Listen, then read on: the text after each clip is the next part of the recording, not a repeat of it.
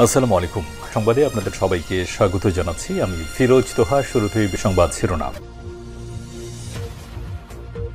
জানিয়ে দেব এই মুহূর্তে হাতে পাওয়া সর্বশেষ গুরুত্বপূর্ণ আপডেট বাংলা সংবাদ। শুরুতেই থাকছে শেখ হাসিনা পালিয়েছে, প্রেতাত্মারা রয়েছে। বিএনপির স্থায়ী কমিটির সদস্য গয়েশ্বরচন্দ্র রায় বলেন, শেখ হাসিনা পালিয়েছেন, তবে তার প্রেতাত্মারা এখনও দেশে রয়েছে, তাদের হাত থেকে সাবধান। বুধবার বিকেলে রাজধানীর নয়াপল্টনের কেন্দ্রীয় কার্যালয়ের সামনে বিএনপি আয়োজিত এক সমাবেশে তিনি কথা বলেন। গয়েশ্বর বলেন, আজকে যা অর্জন হয়েছে তার সকল অবদান ছাত্রদের। বাংলাদেশের ইতিহাসে ছাত্রদের কোনো আন্দোলন ব্যর্থ হয়নি। এবারে জানাবো আন্দোলনে পুলিশের ভূমিকা নিয়ে মুখ খুললেন আইজিপি। নবনিযুক্ত পুলিশের আইজিপি বলেছেন, বৈষম্য বিরোধী ছাত্র আন্দোলনের সময় পুলিশের দায়িত্বপ্রাপ্ত কর্মকর্তারা জনগণের প্রত্যাশা অনুযায়ী পেশাদারিত্বের সাথে দায়িত্ব পালন করতে না পারায় অনেকেই ক্ষুব্ধ হয়েছেন। এজন্য পুলিশের পক্ষ থেকে আমি আন্তরিকভাবে দুঃখিত। জানাবো আলোচনায় বসতে চায় আওয়ামী লীগ, জয়। আওয়ামী লীগ গণতান্ত্রিক বাংলাদেশ চায় উল্লেখ করে সভাপতি সদ্য সাবেক প্রধানমন্ত্রী শেখ হাসিনার ছেলে সজীব ওয়াজেদ জয় বলেন, আমরা সবার সঙ্গে আলোচনা করতে প্রস্তুত, তারা যদি জঙ্গিবাদ ও সহিংসতা বাদ দেয়। বুধবার নিজের ভেরিফাইড ফেসবুক পেজে দেওয়া এক ভিডিও বার্তায় তিনি একথা বলেন। এবারে থাকছে দুটি সুটকেসে কি নিয়ে দেশ ছেড়েছেন শেখ হাসিনা। ছাত্র জনতার বিক্ষোভের মুখে পদত্যাগ করে ভারতে পালিয়েছেন সাবেক প্রধানমন্ত্রী শেখ হাসিনা। সোমবার অনেকটা হঠাৎ করেই ক্ষমতা ছেড়ে চলে যেতে হয় তাকে। ভারতীয় সংবাদ মাধ্যম এনডিটিভি ইন্ডিয়া এক সূত্রকে উদ্ধৃত করে জানাচ্ছে, শেখ হাসিনা দুটি সুটকেস নিয়ে বাংলাদেশ ছেড়েছিলেন, এছাড়া আর কিছুই সঙ্গে আনতে পারেননি তিনি। ওই সুটকেসগুলোতে কি ছিল এ বিষয়ে থাকছে একটি বিস্তারিত আলোচনা, সঙ্গে থাকুন। এদিকে থানা থেকে লুট হওয়া অস্ত্র ফিরিয়ে দিলেন শিক্ষার্থীরা। নোয়াখালী সোনাইমুড়ি থানা থেকে লুট হওয়া 7টি অস্ত্র ফিরিয়ে দিয়েছে শিক্ষার্থীরা। বিক্ষুব্ধ জনতা এই অস্ত্রগুলো কেড়ে নিয়েছিল, পরে শিক্ষার্থীরা সেগুলো জমা দিয়েছে। এবং সর্বশেষ জানাবো অন্তর্বর্তীকালীন সরকারে শেখ হাসিনার দালাল কাউকে মেনে নেবে না বিএনপি। অবিলম্বে অন্তর্বর্তীকালীন সরকার গঠন করে 3 মাসের মধ্যে নির্বাচন ব্যবস্থা করতে রাষ্ট্রপতির কাছে আহ্বান জানিয়েছেন বিএনপির মহাসচিব মির্জা ফখরুল ইসলাম আলমগীর।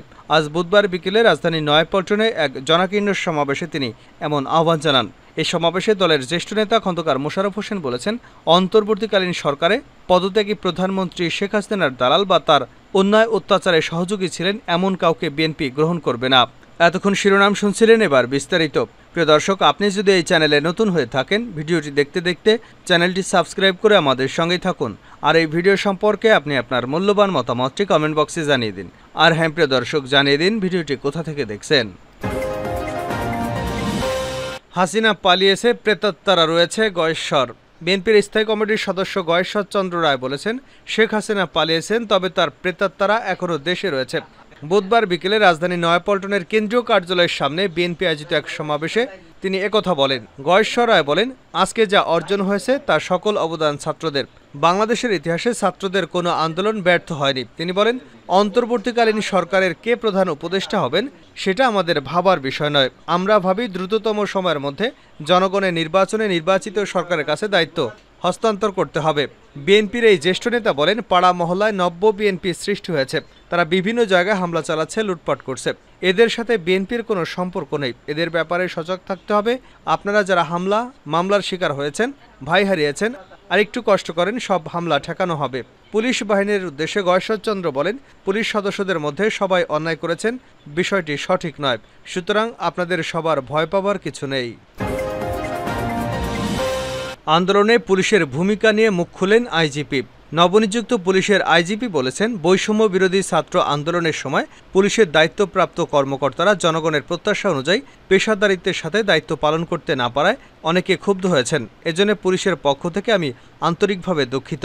বুধবার বিকেলে পুলিশ সদর দপ্তরে আয়োজিত এক সংবাদ সম্মেলনে পুলিশের নবনিযুক্ত ইন্সপেক্টর জেনারেল মোহাম্মদ মইনুল ইসলাম একথা জানান। আইজিপি মোহাম্মদ মইনুল ইসলাম বলেন, বৈষম্য বিরোধী ছাত্র আন্দোলনকে কেন্দ্র করে সাম্প্রতিক সময়ে সাধারণ মানুষ ও পুলিশসহ প্রতিটি হত্যার সুষ্ঠু ও নিরপেক্ষ তদন্ত হবে।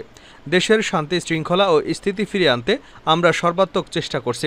বাংলাদেশ পুলিশ সর্বদা জনগণের জানমালের নিরাপত্তা নিশ্চিতে নিরলসভাবে কাজ করছে। তিনি বলেন, আন্দোলনে পুলিশের ভূমিকা নিয়ে আইজিপি বলেন, পুলিশের কতিপয় উচ্চাভিলাষী কর্মকর্তার কারণে এবং কর্মকৌশল প্রণয়নে বল প্রয়োগ স্বীকৃত নীতিমালা অনুসরণ না করায়, মানবাধিকার লঙ্ঘন করা, নেতৃত্বের ব্যর্থতায় আমাদের অনেক সহকর্মী আহত, নিহত এবং নিগৃহীত হয়েছেন। নবনিযুক্ত আইজিপি বলেন, বাংলাদেশ পুলিশ জনগণের কল্যাণে নিয়োজিত একটি ঐতিহ্যবাহী পেশাদার ও সেবাধর্মী প্রতিষ্ঠান। যে কোনো সংকটময় মুহূর্তে দেশের প্রয়োজনে বাংলাদেশ পুলিশ বাহিনী নিষ্ঠা ও পেশাদারিত্বের সঙ্গে দায়িত্ব পালন করে আসছে। আইজিপি আরও বলেন, আমরা বিশ্বাস করি জনগণই রাষ্ট্রের মূল শক্তি। তাই আমরা সবসময় জনগণের পাশে থেকে জনগণকে সর্বোচ্চ সেবা দিতে বদ্ধপরিকর। জনগণের মতামতকে গুরুত্ব দিয়ে আইজিপি বলেন, আপনাদের সুচিন্তিত মতামতকে অগ্রাধিকার দিয়ে একটি দক্ষ, জনবান্ধব, প্রযুক্তি নির্ভর, আধুনিক, জবাবদিহিমূলক পেশাদার পুলিশ সংস্কারের ব্যবস্থা নেব। নাগরিকদের প্রতি আহ্বান জানিয়ে আইজিপি আরও বলেন, পারস্পরিক সৌহার্দ্য, সম্প্রীতি, ভ্রাতৃত্ববোধে উজ্জীবিত হয়ে সমন্বয়ের মাধ্যমে আমরা সবাই একযোগে কাজ করে উন্নয়ন এবং সমৃদ্ধির পথে এগিয়ে যাব ইনশাআল্লাহ। এ সময় সব পুলিশ সদস্যদের উদ্দেশ্যে আইজিপি মোহাম্মদ মইনুল ইসলাম বলেছেন, সারা দেশের সব পুলিশ সদস্যকে বৃহস্পতিবার সন্ধ্যার মধ্যে স্ব কর্মস্থলে ফেরার নির্দেশনা দেওয়া হয়েছে। আলোচনায় বসতে চায় আওয়ামী লীগ, জয়। আওয়ামী লীগ গণতান্ত্রিক বাংলাদেশ চায় উল্লেখ করে সভাপতি সদ্য সাবেক প্রধানমন্ত্রী শেখ হাসিনার ছেলে সজীব ওয়াজেদ জয় বলেন, আমরা সবার সঙ্গে আলোচনা করতে প্রস্তুত, তারা যদি জঙ্গিবাদ ও সহিংসতা বাদ দেয়। বুধবার নিজের ভেরিফাইড ফেসবুক পেজে দেওয়া এক ভিডিও বার্তায় একথা বলেন তিনি।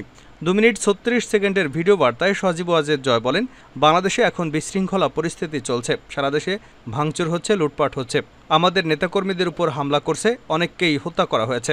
এ পরিস্থিতি বলতে চাই, আওয়ামী লীগ হচ্ছে বাংলাদেশের সবচেয়ে পুরাতন গণতান্ত্রিক বড় দল। আওয়ামী লীগ মরে যায়নি, আওয়ামী লীগ দেশকে স্বাধীন করেছে, আওয়ামী লীগকে শেষ করা সম্ভব নয়। জয় বলেন, আমি বলেছিলাম আমার পরিবার আর রাজনীতি করবে না, তবে আমাদের নেতাকর্মীদের উপর যেভাবে হামলা হচ্ছে, এই পরিস্থিতিতে আমরা হাল ছেড়ে দিতে পারি না। নতুন বাংলাদেশ গড়ে তোলা আওয়ামী লীগ ছাড়া সম্ভব নয়। আওয়ামী লীগ কোথাও যাবে না, শেষ হয়ে থাকবে না। দলীয় নেতাকর্মীদের উদ্দেশ্যে জয় বলেন, আপনারা সাহস নিয়ে দাঁড়ান, আপনারা একা না, আমরা আছি। বঙ্গবন্ধু পরিবার কোথাও যায়নি, আমরা আপনাদের পাশে আছি। দেশ ও আওয়ামী লীগ নেতাকর্মীদের রক্ষার জন্য যা করা প্রয়োজন আমরা তা করতে প্রস্তুত। 2টি সুটকেসে কি নিয়ে দেশ ছেড়েছেন শেখ হাসিনা? ছাত্র জনতার বিক্ষোভের মুখে পদত্যাগ করে ভারতে পালিয়ে গেছেন সাবেক প্রধানমন্ত্রী শেখ হাসিনা। সোমবার অনেকটা হঠাৎ করেই ক্ষমতা ছেড়ে চলে যেতে হয় তাকে। ভারতীয় সংবাদ মাধ্যম এনডিটিভি ইন্ডিয়া সূত্রের উদ্ধৃত করে জানাচ্ছে, শেখ হাসিনা 2টি সুটকেস নিয়ে বাংলাদেশ ছেড়েছিলেন। এছাড়া আর কিছুই সঙ্গে আনতে পারেনি তিনি। ওই সুটকেসগুলোতে ছিল কিছু পোশাক ও জরুরি নথিপত্র। শেখ হাসিনার সম্পত্তির পরিমাণ কত সেই হিসাবও তুলে ধরা হয়েছে ওই প্রতিবেদনে। চলতি বছরে বাংলাদেশে নির্বাচনের আগে নির্বাচন কমিশনকে সম্পত্তির হিসাব দিয়েছিলেন হাসিনা।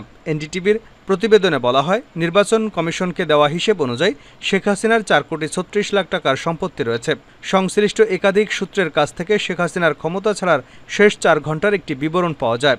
সোমবার ভোর থেকে কারফিউ কড়াকড়ি করার উদ্যোগ নেওয়া হলেও সকাল 9টার পর থেকে বিভিন্ন স্থানে আন্দোলনকারীরা কারফিউ ভেঙে নামতে শুরু করেন। 10টা নাগাদ ঢাকার বিভিন্ন স্থানে জমায়েত বড় হতে থাকে। বিভিন্ন বাহিনীর উচ্চ পর্যায়ের সূত্র বলছে, সকাল 10:30টার দিকে 3 বাহিনীর প্রধান ও পুলিশের মহাপরিদর্শককে প্রধানমন্ত্রীর বাসভবন গণভবনে ডাকা হয়। নিরাপত্তা বাহিনী কেন পরিস্থিতি সামাল দিতে পারছে না সেটার জন্য ক্ষোভ প্রকাশ করেন। আন্দোলনকারীরা আইনশৃঙ্খলা রক্ষাকারী বাহিনীর সাজোয়া যানে উঠে লাল রং দিচ্ছে, সামরিক যানে পর্যন্ত উঠে পড়ছে। এরপরও কেন তারা কঠোর হচ্ছে না সেটা নিয়েও ক্ষোভ প্রকাশ করেন সাবেক প্রধানমন্ত্রী। একই সঙ্গে বিশ্বাস করে এই কর্মকর্তাদের শীর্ষ পদে বসিয়েছেন বলেও উল্লেখ করেন তিনি। এক পর্যায়ে শেখ হাসিনা আইজিপিকে দেখিয়ে বলেন, তারা তো ভালো করছে। তখন আইজিপি জানান, পরিস্থিতি যে পর্যায়ে গেছে তাতে পুলিশের পক্ষেও আর বেশি সময় এরকম কঠোর অবস্থান ধরে রাখা সম্ভব নয়। এ সময় শীর্ষ কর্মকর্তাদের পক্ষ থেকে বোঝানোর চেষ্টা করা হয়, বল প্রয়োগ করে এই পরিস্থিতি সামাল দেওয়া যাবে না, কিন্তু শেখ হাসিনা তা মানতে চাচ্ছিলেন না। তখন কর্মকর্তারা শেখ রেহানার সঙ্গে আরেক কক্ষে আলোচনা করেন, তাকে পরিস্থিতি জানিয়ে শেখ হাসিনাকে বোঝাতে অনুরোধ করেন। শেখ রেহানা এরপর বড় বোন শেখ হাসিনার সঙ্গে আলোচনা শুরু করেন, কিন্তু তিনি ক্ষমতা ধরে রাখতে অনড় থাকেন। এক পর্যায়ে বিদেশে থাকা সজীব ওয়াজেদ জয়ের সঙ্গে ফোনে কথা বলেন একজন শীর্ষ কর্মকর্তা। এরপর জয় তার মায়ের সঙ্গে কথা বলেন। তারপর শেখ হাসিনা পদত্যাগে রাজি হন। তখন তিনি একটা ভাষণ রেকর্ড করতে চান জাতির উদ্দেশ্যে প্রচারের জন্য। ততক্ষণে গোয়েন্দা তথ্য আসে, বিপুল ছাত্র জনতা শাহবাগ এবং উত্তরা থেকে গণভবন অভিমুখে রওনা হয়েছে। দূরত্ব বিবেচনায় ৪৫ মিনিটের মধ্যে শাহবাগ থেকে গণভবনে আন্দোলনকারীরা চলে আসতে পারে বলে অনুমান করা হচ্ছে। ভাষণ রেকর্ড করতে দিলে গণভবন থেকে বের হওয়ার সময় নাও পাওয়া যেতে পারে। এই বিবেচনায় শেখ হাসিনাকে ভাষণ রেকর্ডের সময় না দিয়ে ৪৫ মিনিট সময় বেঁধে দেওয়া হয়। এরপর ছোট বোন রেহানাকে নিয়ে তেজগাঁওয়ের পুরনো বিমানবন্দর হেলিপ্যাডে আসেন শেখ হাসিনা। সেখানে তাদের কয়েকটি লাকেজ ওঠানো হয়। তারপর তারা বঙ্গভবনে যান। সেখানে পদত্যাগের আনুষ্ঠানিকতা শেষ করে বেলা 2:30টার দিকে সামরিক হেলিকপ্টারে করে ছোট বোন রেহানা সহ ভারতের উদ্দেশ্যে উড্ডয়ন করেন শেখ হাসিনা। আর এভাবেই শেষ হয় তার অধ্যায়। থানা থেকে লুট হওয়া অস্ত্র ফিরিয়ে দিল ছাত্ররা। নোয়াখালীর সোনাইমুড়ি থানা থেকে লুট হওয়া 7টি অস্ত্র ফিরিয়ে দিয়েছেন ছাত্ররা। বিক্ষুব্ধ জনতা এই অস্ত্রগুলো কেড়ে নিয়েছিল, পরে শিক্ষার্থীরা সেগুলো জমা দিয়েছে। উদ্ধার হওয়া অস্ত্রের মধ্যে রয়েছে শটগান, 303 রাইফেল, পিস্তল ও দোনালা বন্দুক। বুধবার বিকাল 4টা থেকে 6টার মধ্যে সোনাইমুড়ি থানা প্রাঙ্গণে সেনাবাহিনীর ক্যাপ্টেন মোহাম্মদ ইফতেখারের কাছে অস্ত্রগুলো জমা দেওয়া হয়েছে।